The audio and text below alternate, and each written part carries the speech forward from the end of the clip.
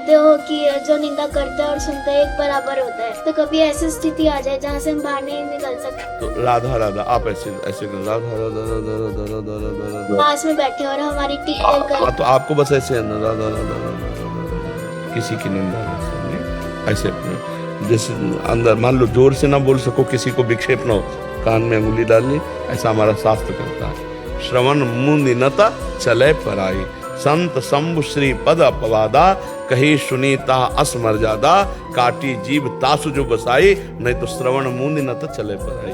कान में अंगुली, क्लास में बैठी रहो, बहुत अच्छे बच्चे हैं। मैं भी राधा राधा जपता हूँ और बहुत सुख मिलता है। और मैं अपने सारे दोस्तों को कहता हूँ कि 5 बार कभी राधा जपो, तो 5 बार राधा जपने भी लग गए और राधा जपने लगे और उनको बोला बड़ा सुख मिलता है राधा जपने से। तो ना ऐसे कर करके माला बढ़ाते गए और आप मानोगे नहीं, दिन के 10 माला तक जप लेते हैं। बहुत सुंदर, बहुत सुंदर। और आपको धन्यवाद है जो अपने मित्रों को अच्छी शिक्षा देते हैं। इसको एक दुपट्टा पहनाओ, ये नया अच्छे मैं ब्रह्मचर्य से रहने लग गया, वो अनंत सुख मिलता है मेरे को, बहुत सुख।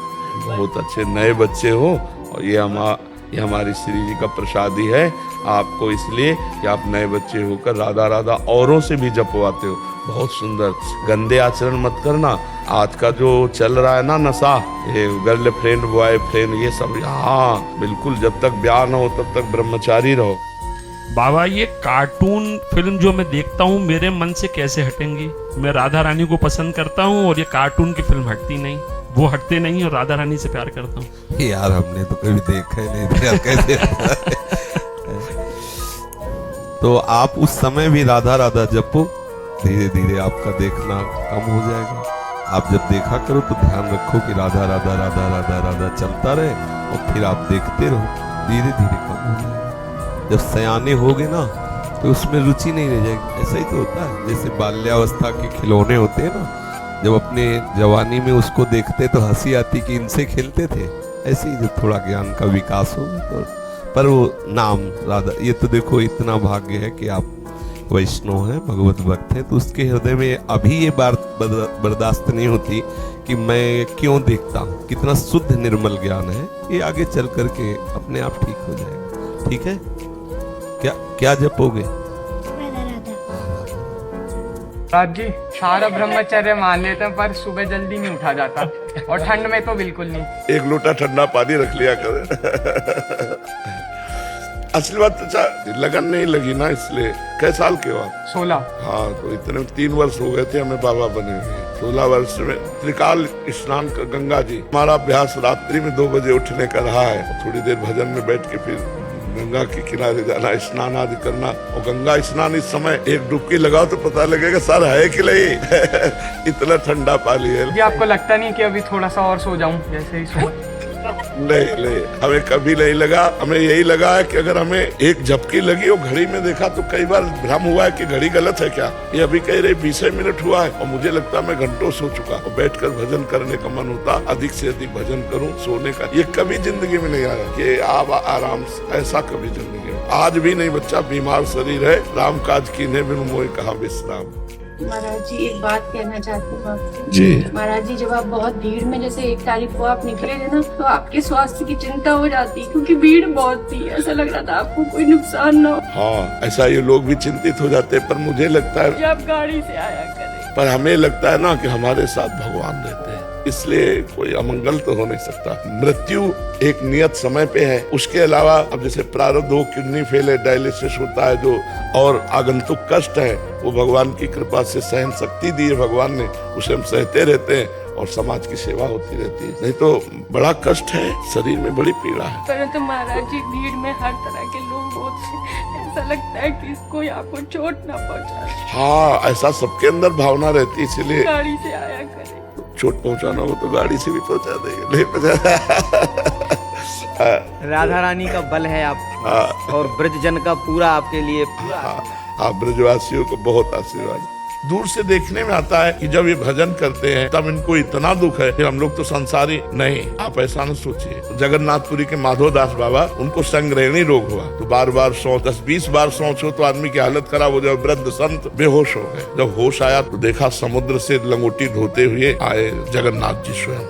कहा ये क्या कर रहे हो? मुझे दास की लंगोटी आप दो। तो बाबा तुम्हारे पास और कोई है क्या? बोले प्रभु आपके सिवा तो कोई नहीं। बोले जिसका मेरे सिवा कोई नहीं है उसकी स्वयं मैं सेवा करूँ। भगवान कहते हैं ना योगक्षेमम कराम में हम नहीं कहा कि मैं करवा देता हूँ, नहीं तो जय विजय को भेज देते। कितने भगवान के पार्षद हैं। जय जय फिर प्रारब्ध ही नष्ट कर दे, इससे तो अच्छा कि हम आपको देख रहे हैं कि मल भरी लंगोटी धो रहे हो। बोले बाबा अगर अभी प्रारब्ध हम मिटा देंगे तो फिर अगला जन्म हो जाएगा, इसलिए तुमको हम साथ ले चलना चाहते हैं, तो तुम प्रारब्ध भोग लो, मैं लंगोटी धो रहा हूँ तुम्हारी। तो सच्ची मानिए आप, ये सब कष्ट है पर इतना प्यार, इतना दुलार, इतना आनंद वो दिए हैं। केवल दुख का एक ड्रामा है, दुख नहीं। भगवान अपने जन को दुख देते हैं। हम बता रहे कि वाणी आगे बोल नहीं सकती कि वो कितना सुख देते हैं। एक बार जो मेरी शरण में आ गया मैं उसके सारे दुखों को नष्ट कर देता हूँ। अनंत जन्मों के हिसाब किताब का फटाफट ड्रामा हो रहा है, ये भुगाए और गोद में बैठाल के अपार सुख भगवान देते हैं। बच्चा अपार सुख वो हम तुम्हें बता नहीं सकते। भगवान अपने भक्त का प्रारब्ध मिटा सकते हैं, लेकिन भगवान प्रारब्ध नहीं मिटाते, प्रारब्ध भोगने की सामर्थ्य देते हैं। कानून है।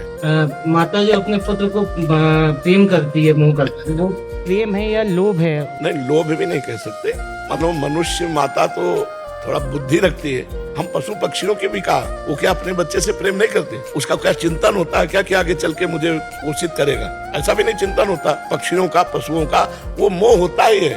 वो अपने बच्चे के लिए अपने प्राण दे सकती है, उसका कोई स्वार्थ नहीं दिखाई दे रहा, लेकिन उसे मोह कहते हैं। महाराज जी, लेकिन अगर उसी मोह की वजह से बच्चा अगर अनुशासनहीन होता है या कुछ गलत दिशाओं में जाता है, वो एक अलग चैप्टर हो गया, वो एक अलग चैप्टर हो गया। पिता अगर बोलता है कि भाई आप अनुशासन में आइए और इसकी वजह से अगर अनुशासन शब्द लाने के लिए अब वो व्यवहार शब्द आ गया।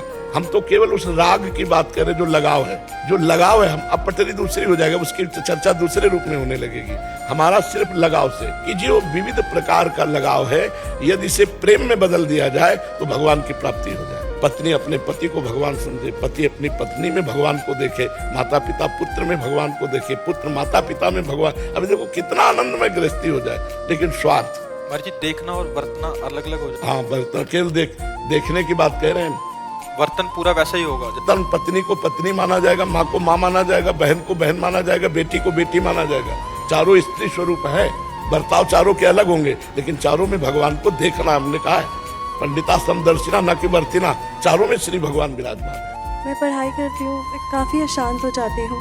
मुझे समझ नहीं आता कि मैं ये शांति कैसे लेके आऊँ। बच्चा अगर हमारी बात मान लो, पढ़ने के साथ साथ जो आपका टाइम पढ़ने से अलग है, अगर उसमें राधा राधा जपो, अगर आपको लाभ न मिले तो मुझे बताना। गंदे बात नहीं देखनी, गंदी बात नहीं सुननी, गंदी बात नहीं करनी, और नाम जप करो, पढ़ाई में लगो, अपने लक्ष्य की तरफ देखिए। कोई डिस्टर्ब कर दे तो हमें बताइए। मेरे परिवार में काफी समय से काफी परेशानियां चल रही है। सब कोई परेशान बच्चा, इसी परेशानी से निकलने के लिए अध्यात्म है। हर वो कार्य जो शास्त्र के विरोधी है उसका त्याग, और शास्त्र सम्मत कार्य तो आनंद रहता है। बच्चा अध्यात्म एक आनंद प्रदान करने वाली वस्तु है। आप रो क्यों रहे? पर समस्या सबके जीवन में, समस्याओं से हमें लड़ना होगा बच्चा। हमको रोना नहीं है, हमको समस्याओं को रुलाना है। भागवतिक शक्ति कितनी है तुम अनुमान नहीं लगा सकते। हम कई बार कहा है, हर समस्या का समाधान भागवतिक शक्ति है, और उससे आप लोग वंचित हैं। इसलिए आप, कोई डिप्रेशन में जा रहा है, कोई सुनना चाहता है, छोटे छोटे बच्चे गंदी गंदी बातों में बहते चले जा रहे हैं। जो समस्या तुमसे समाधान ना हो रहा हो, एकाग्र होकर भगवान से प्रार्थना करो। भगवान ऐसा नहीं है कि वो कहीं दूर है, आपके अंदर ही है।